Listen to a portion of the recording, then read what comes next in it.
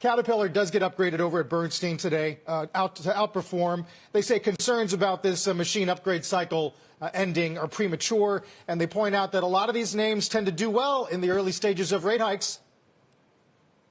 Yeah, look, I think Caterpillar Stephanie Link's been pushing Caterpillar on the Judges show. I've got to tell you, this stock, it's levered to oil, and oil's up. People do think that China can make a comeback. It's not as much China as people realize. But holy cow, if we get road building, we get infrastructure, Caterpillar's the one. So I thought this call was really good, especially, this guy Jim Umpleby, who runs it, he's terrific. Let's get him on the show. I mean, I'm not kidding. He really has a new Caterpillar, the returning capital. They're kind of like the oil companies, David. They're no longer reckless. Caterpillar's not reckless. It's really well run. I think that's great, David. It's too cheap. Okay. Yeah, it's funny when you talk about reckless, but then I immediately hear your constant refrain about Ford in terms of pulling out of markets where the company was actually always losing money and that not being a particularly good strategy.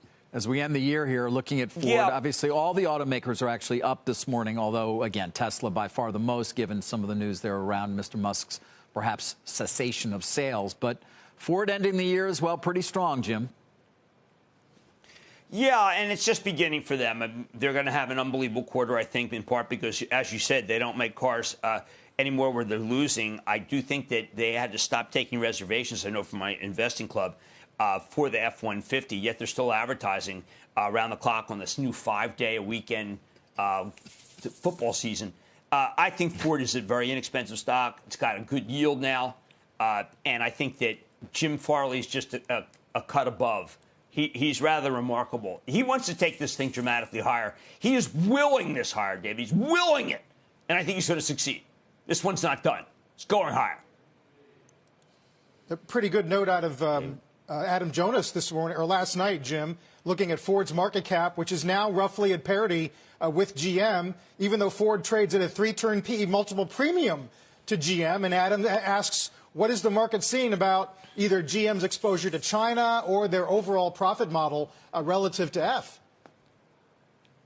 Yeah, death of a salesman. He is a sell on Ford, for heaven's sake. What I think people don't really look, there are CEOs who come in and they basically shake up everything, and they are car people. Like Farley's probably going to race this weekend. He loves to race.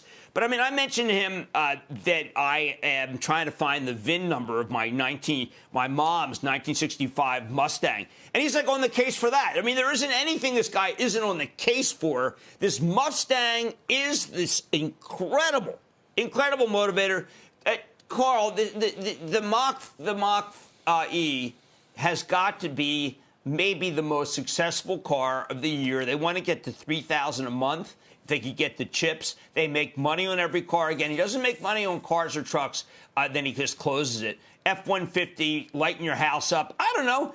This is going to be a company that is going to have a Salesforce orientation. They're going to actually integrate Salesforce, a truck in the cloud. And yet people just act as if it's just a car company. It is so not a car company. F-150. Bestseller, Carl. I think this thing's got much more to go. It's resting before its next move.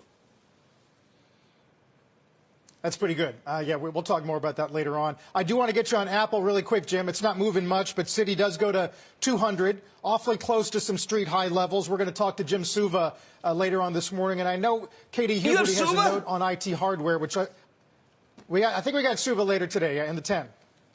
That's a big booking. His piece is excellent this morning. Yes, Katie Huberty has an amazing piece today about shortened times. She's talking about gigantic numbers in China.